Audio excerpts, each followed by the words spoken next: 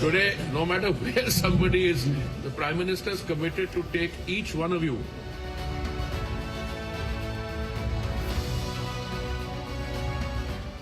Between 2011 and 14, we created only one unicorn every year. This figure rose from 2015 onwards. We had 4 new unicorns in 2015, 8 new in 2018, 9 new in 2019, 10 new in 2020, and a whopping 42 new unicorns in 2021.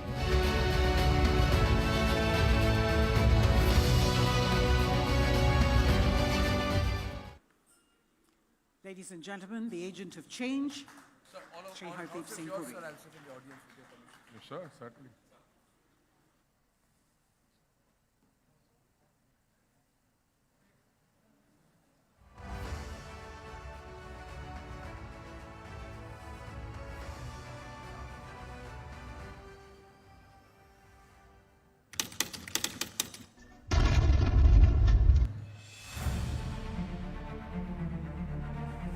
So the oil price has been touching highs since the invasion of the Ukraine by Russia. The impact of all these tensions on the oil and gas markets and what will happen if Russia actually does attack. Price of Russian oil. The G7 group of nations, as well as Australia and the European Union.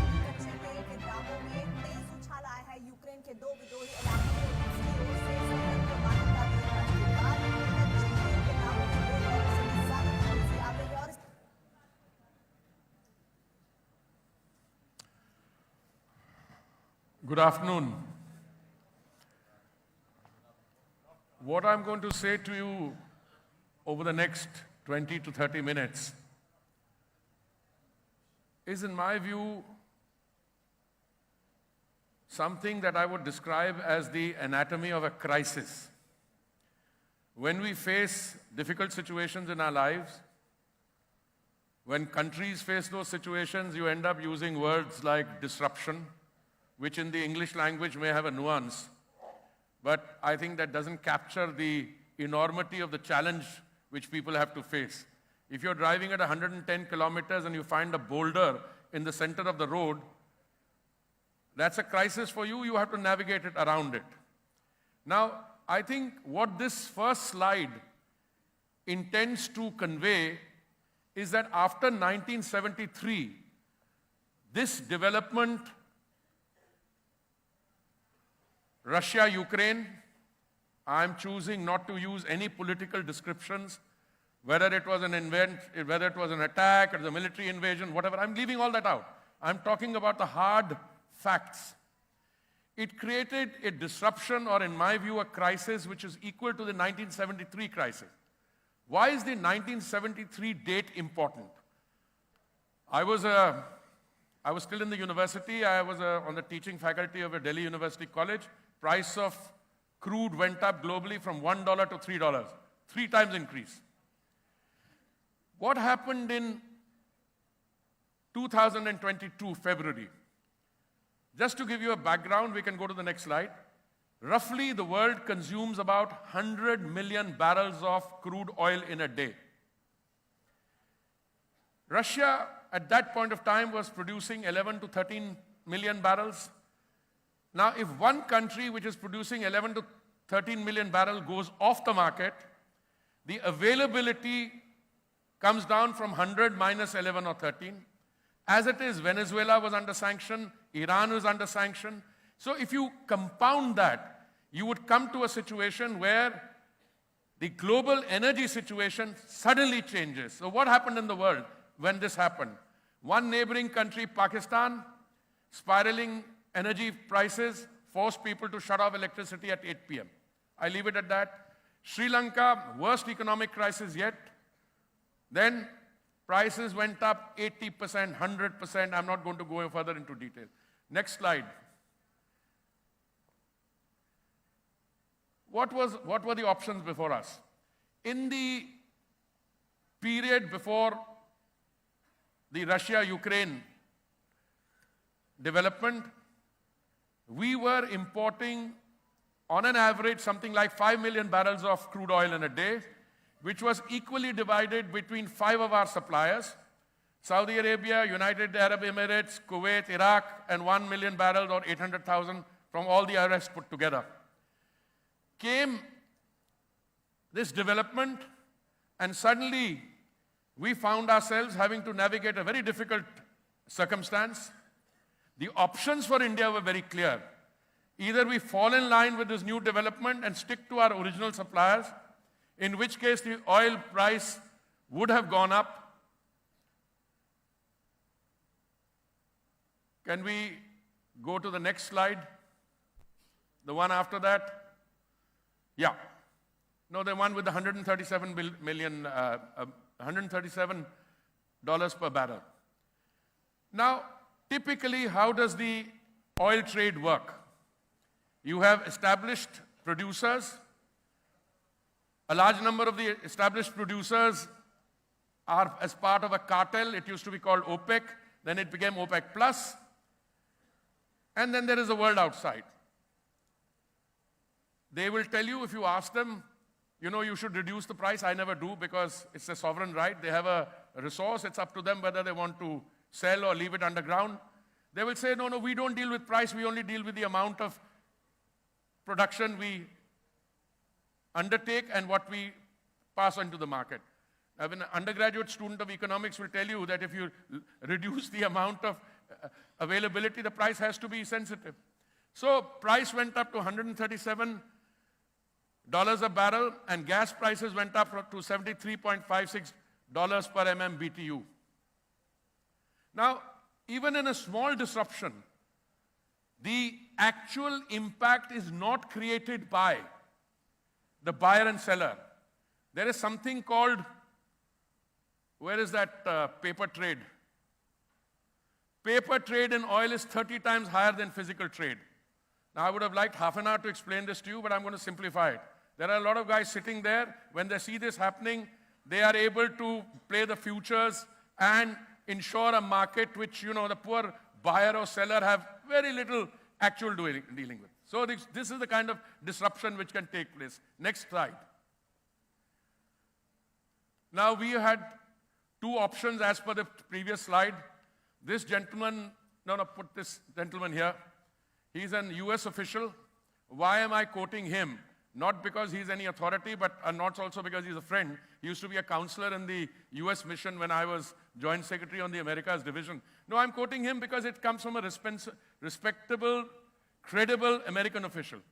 One of the false narratives we were being subjected to, oh, you're buying oil from Russia. So to which my response was, so? So once my colleague, the External Affairs Minister, was going to Washington, and he called me, he said, what do I say? I said, if they raise the issue with you, you tell them that they buy more in an afternoon than I buy in a quarter. Now, it so happens that as External Affairs Minister, he gets to take the, association with that kind of a statement, but make no mistake, I am the linear progenitor of that view. And then I said something in addition. I said, listen, wait a minute. What are these sanctions about? I'm not interested. Sanctions can be passed by a country. They can be passed by the UN Security Council. I've presided over the UN Security Council. I've presided over 2 sanction regimes. So I know a little bit about that. What is this about? But I want to quote Mr. Payat to you. He said, India's decision to purchase Russian crude has helped stabilize the international energy markets, benefiting both global consumers and its own citizens through access to affordable fuel. Now, India is not only the world's largest democracy, if Arnab forgives me, it's also the most robust and loud democracy, and I'm not referring to effective TV channels. I'm just saying it's also the mother of democracies. What is the prime responsibility of a democratically elected government? And I'm talking about Modi ka parivar here. And I think the Honorable Prime Minister assumed responsibility and led from up front, because a democratically elected government has to ensure availability, affordability, and sustainability, which means transition to green fuel. Next slide. So what did we do? I'm not you can please have a look at this. This chart is particularly interesting. In Delhi, over a period of November 21 to November 23, price of petrol came down by 11%, 11.82%, nearly 12%. In Spain, it went up by 12.7%, Italy by 11.23%, France by 16.17%, 21.25% increase in the United States. Now, you can tell me that you are probably comparing apples and oranges. Not really. We are looking at the base price and increases, and at a period of relative economic turmoil. What would we do? And what have we done? And I think this is where the Prime Minister deserves not just full credit, but the more appreciation you give, it's not enough. Why? We saw the crisis. You had to ensure availability. We said it doesn't matter from where we import. We diversified the sources of our imports from hitherto 27 countries. We took it to 39. Then, that's the first one, diversification of crude oil imports. Then we stepped on the gas on biofuels and alternate energies. I was part of the government in a different capacity as a civil servant. In the 10 years before 2014, we tried our best on biofuels. And we wanted only 1.5% biofuel blending in 10 of our states and union territories. What happened? We barely reached 1.4%, not 5%. Along came Mr. Modi and said, this has to change. You have to devise an ecosystem whereby 10 and 20% biofuel blending can take place. So he sets a target for November 2022 for 10% blending. Result, we do it 5 months in advance. He sets a target for 20% blending for 2030. We are confident enough to do it 5 years in advance. We will do it by 2025. So, ladies and gentlemen, my submission to you is we are doing 12% blending. We have saved 41,000 crores on imports, as a result of which we've been able to hand over 42,400 crores to our farmers. So we've also converted Anndatas to Urja Datas, that those who were providing us food are now providing us energy. Price stabilization. On 2 occasions, November 2021 and May 2022, the Honorable Prime Minister directed that we reduce the amount of excise duty that we charge on petrol and diesel, and we did it. I think you have a slide which, yes. Central excise duty cut 13 rupees per litre for petrol, 16 rupees per litre for diesel, reduced twice on such and such days. Revenue foregone 2.2 lakh crores. But that was compounded by the BJP state-ruled states also reducing their VAT. Result, India's petrol and diesel prices were amongst the lowest in the world. What was the impact of that? The impact is, if you compare a BJP-ruled state and a non-BJP-ruled state, at that point of time, Lucknow and Bangalore, a difference of rupees 5.37 per litre. And nobody fills a tank with just 1 litre. You fill it with 30 or 40. You see the price impact there. Similarly, Guwahati and Kolkata, Panaji and Amravati, Lucknow and Amravati, this is diesel. So these are self-explanatory. Please move on. I just want to come back to the slide where, I'll come to the neighborhood in a minute. Come to the slide which shows that the domestic situation, what we were able to, not this one, yeah, no, this is the next one, the good corporate citizens. Now, when you reduce excise duty and your revenue foregone is something to the tune of more than 2 lakh crores, somebody has to take the hit. Government is foregoing revenue. You want to ensure availability and affordability at the retail point. So what happens? Our OMCs, or oil marketing companies, played the role of good corporate citizens. They could have said, we are answerable to our shareholder, we are answerable to our boards, and we will not. No, they came forward and said, we will maintain the price line, which meant that they took under recoveries both in petrol and diesel. Yes, they incurred losses. Yes, they incurred losses. In the case of gas, I think they incurred a loss of 28,000 crores. When the situation improved, we stepped in, told the finance ministry, got government approval, to reimburse them about 22,000 crores out of the 28,000 they had lost. They didn't crib, they went along. On petrol, I think they lost about 30,000 crores. And, we said, no, you said marketing decision, etc. But he said, we'll help you. We'll help you because we will provide you equity so that, your revenues are sustained. So that operational profitability. Now, I just want to tell you one story. He is fast-forwarded because I think, when I became petroleum and natural gas minister, actually I should be called the energy transition minister, but I don't know. Let's leave it at a terminology. BPCL was up for what you call disinvestment. That's when I have heard the word divestment. Also, I have my learned friends that tell you we also use the word privatization, etc.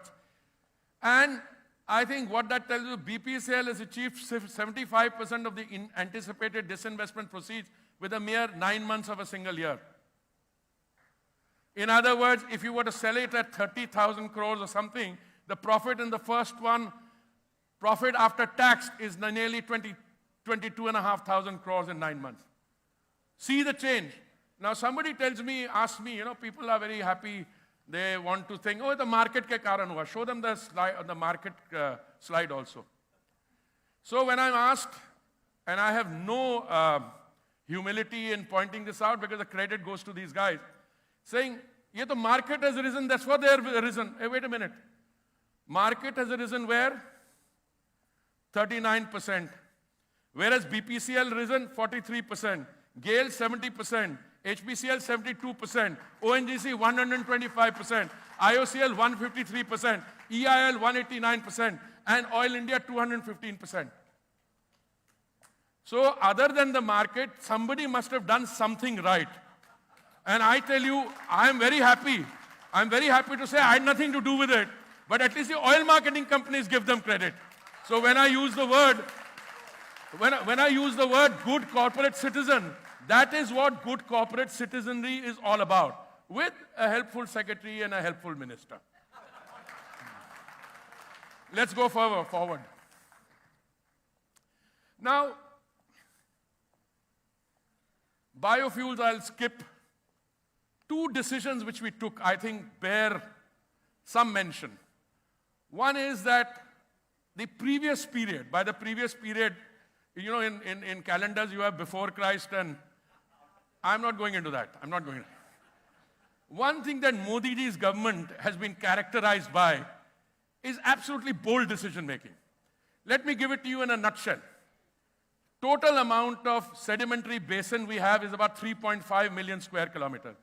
When I became minister, I said, hey, what's the point of having a sedimentary basin if you can't get to the sediment in the basin? Sorry, I just play with words. Now, what we did was, thanks to the Prime Minister and very bold decision-making, 1 million square kilometers of that sedimentary basin, which was a no-go area, has been opened up for investment.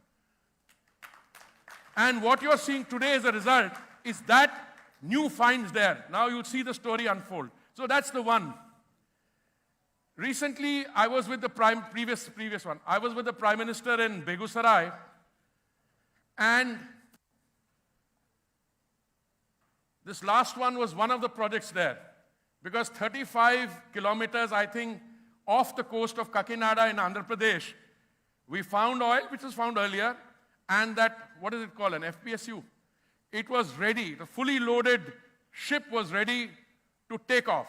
Now, it had been loaded. We were waiting for the Prime Minister to have an event, and he flagged it off.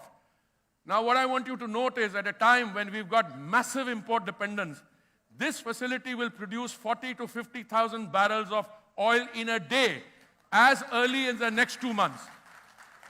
It will also produce gas from there. So this is going to increase our domestic production by 7%, just this facility. Now I want to go to biofuels. I've already done, but I just want to give you one comment. What does SAF mean? SAF means Sustainable Aviation Fuel. Now, as you know, some time ago, I had flagged a flight from Pune to Delhi. I think it was Air Asia, which used 1% sustainable aviation fuel. The world itself knows that as we go forward, not only because of ICAO in the International Civil Aviation Organization, but otherwise. We will have to go into sustainable aviation fuel. But if the European Union mandates a 5% blend, which it is likely to do, there are only 2 countries in the world, I submit, where sustainable aviation fuel in that quantity can be produced. One is Brazil and the other is India. So I went to Pune. It was 30 degrees Celsius, and I'd come back from minus 18 degrees in Davos the previous day. So the climate change impact apart, I went to a place where they actually inaugurated a sustainable aviation fuel pilot project. I've given you a flavor of this. I want to now go to green hydrogen for a minute.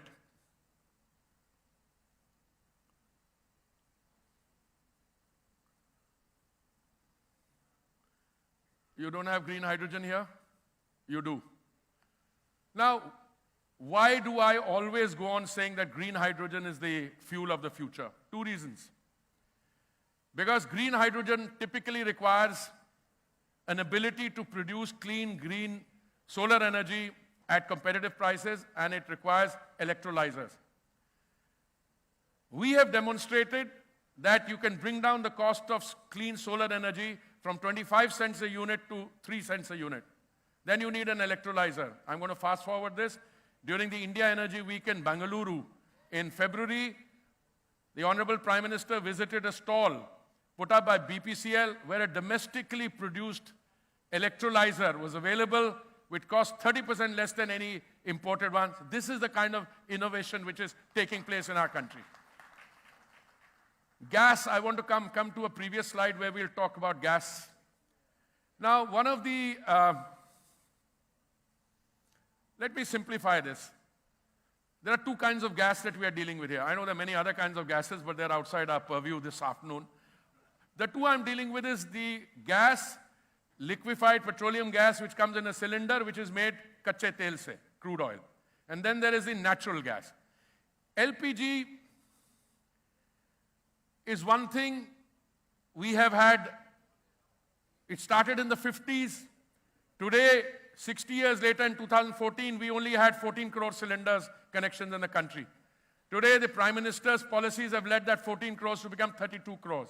We introduced an Ujjwala scheme for our economically weaker sections, and we've already done more than 10 crore connections under Ujjwala. So that is affordable cooking gas, so that our sisters go away from, fossil fuels, from coal, wet wood, etc., kerosene in the kitchen. But you also have natural gas. What used to happen is that their earlier pricing, that slide with the floor, we used to base it on 4 hubs. And there used to be a 1-year time lag between the determination and the price. So we stopped that immediately, put in a 15-day period, removed the hubs, tied it to the Indian crude basket, introduced a floor and a ceiling. And today, suddenly, the natural gas prices are down. This is the kind of innovation that the Modi... See, when we talk of Modi ka parivar, it is ultimately that parivar which is the beneficiary of this thing. I mean, to some of my King Kong friends developing these highly successful people, gas prices probably will not matter. But believe me, to the common man, it did. When he went for the Ayodhya Ram temple consecration, he visited the home of a beneficiary of Ujjwala, Meera Manji. And this was a household which had been a beneficiary of some scheme. They got Ujjwala on then, and also some of the other scheme. That is where it matters the most. Okay, fast forward now. I think I'll need to...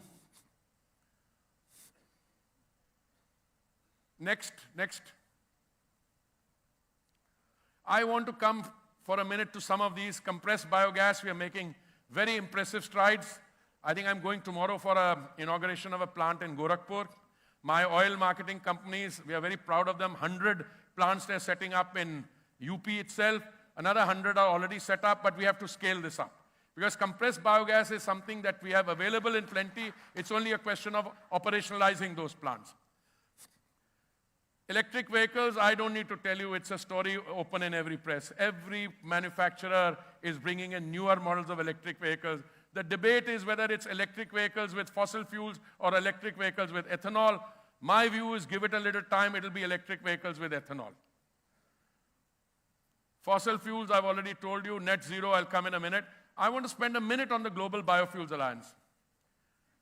Today, if there is any form of clean energy which lends itself to implementation on a large scale, I think it's global biofuels. I have an industry in Pune which has an industry group which has already set up 1,000 biofuels plants in 100 countries. And all the biofuels plants running in our country, including the 2G1, are indigenous manufacture. Except the 3G1, which uses waste gases from a refinery in order to be able to, that is an American technology, but all the rest is domestic. So I was telling my friend who's now dealing with climate change, etc., that actually that is the place to go to. Countries in Africa, Latin America, they should emulate the example of countries like Brazil, which have great successes in biofuels. And I think biofuels, the story has just started. When we go into sustainable aviation fuels, we'll go through.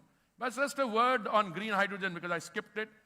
Why will green hydrogen succeed in India? Because you need an environment where there is local demand, local production, and local consumption. And India satisfies that along with countries like China and the United States. Fast forward. Well, I think it's pretty clear that our rate of energy consumption is about 3 times the global average, which is a sign that the economy is firing on all 6 cylinders, which is also a sign that the economy, you know, when energy consumption reduces, you are sure that something is going wrong. That's the case of the world's second largest economy, where there's suddenly plateauing demand or reduction of demand.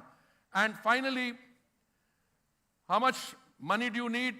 Well, we are taking the mix of gas in our energy mix from 6% to 15%. It will require something like $66 billion in the next 5 years or less, and believe me, it's happening. And we set up an India Energy Week, which we had the 2nd edition in Goa. A standalone campus is being created there. It'll be one of the world's best conference tourism sites. It's a 250-acre plot. This year, we only used 18,000 square meters. Next one, which we have after the next one is in Delhi, the one after that in 26, will be, I think, something like 75,000. It's already a global event, and it's going to grow bigger as we go along. Okay? We will become the refining hub of the world. Why? We've already got 252 million metric tons per annum. We are taking it to 310 metric tons per annum soon, and the Prime Minister talks about 450.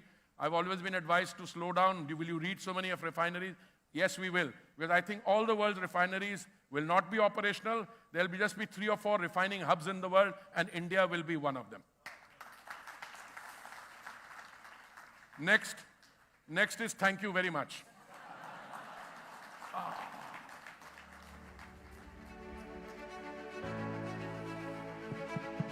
Minister Puri, good afternoon this side.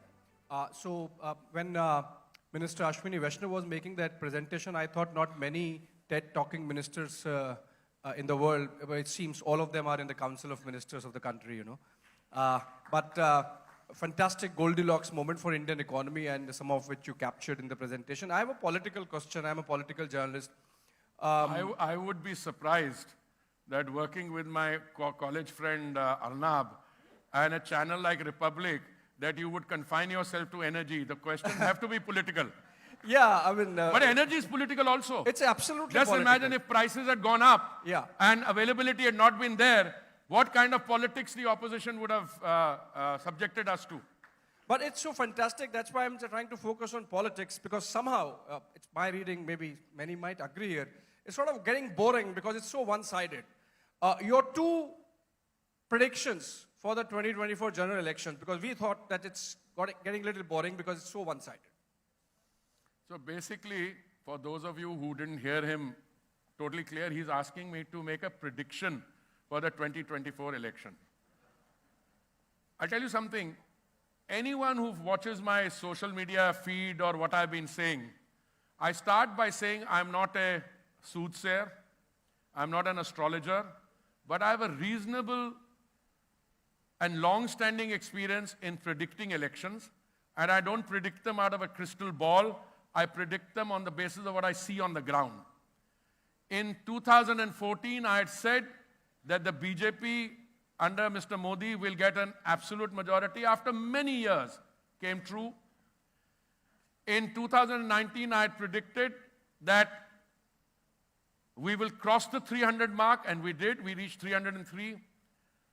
Before I make a prediction, let me say something that I have seen on the ground. The real story in the 2024 elections is the complete change narrative and the groundswell that I'm seeing in parts of the country which you normally do not associate with the BJP. I mentioned the southern states. I see the vote share of the BJP going up considerably there, and I see the situation in West Bengal. These are 2 pointers I would suggest to anyone wanting to make a political prediction, because we can come to the predictions later. What is my view? I think in West Bengal, I took a press conference on that yesterday, I think the women voters, after they've been subjected to the kind of atrocities in Sandesh Khali, they will give an answer to the TMC from the ballot box. Point 1. Point 2, in the southern states, I spent a lot of time in places like Palakkad, other places. There's something very different happening there. I saw a report today that a former chief minister's daughter has joined the BJP. This is just a small pointer. But what I see in interaction, I've been going to a lot of events which have under 25-year-old, those who are the first-time voters. And I see a major change in response there. I did a workshop, where was it, in Bangalore. It was a workshop of BJP spokesman in training. They kind of changed the atmosphere. Exact number, I would not, I think we should wait, because an election typically has the processes consolidating about a week or 2 before that. Now we are a few days off from the election, this thing, but my prediction on the basis of the trends I'm saying, you're going to have the Honorable Prime Minister lead the country for another 10 years. You're going to have the BJP, which is already the world's largest party, also being the largest conveyor of goods and services to the common, to those who need them most, to the most vulnerable sections of society. And number 3, I think if this trend in the opposition continues, then I think a lot more people will join the BJP. Now you can ask me, is that good or bad? I frankly don't know. But I think people come to and gravitate towards a political party because they see, not only for themselves, but they see through the party an opportunity for Samaj Seva, Desh Seva. And I think Mr. Modi has been able to drive one message very firmly home, that good governance is good politics. Today we are talking to people on the basis of what they've received and on the basis of what more likely is to come in the years ahead.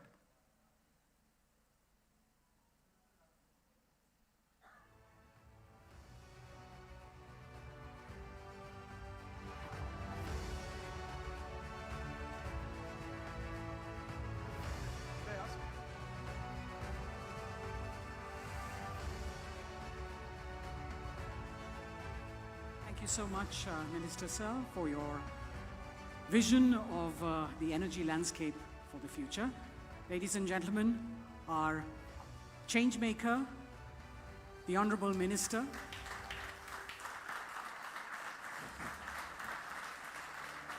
Thank you very much for joining us, sir. To reinforce the energy in the hall, ladies and gentlemen, we now invite you to join us for lunch, which is arranged in Shah Jahan. Good. Please be back here in half an hour. We only have half an hour because we've got lots more arranged for you. We've got Mr. Himanta Biswa Sarma joining us. We've got the former president of the Maldives here with us. Mr. Kant will also be here. So please quickly move to Shah Jahan and be back here in half an hour. And we will have Mr. Himanta Biswa Sarma joining us immediately after lunch. Do take your belongings with you. Please Please do not leave your belongings in the hall. Please be back here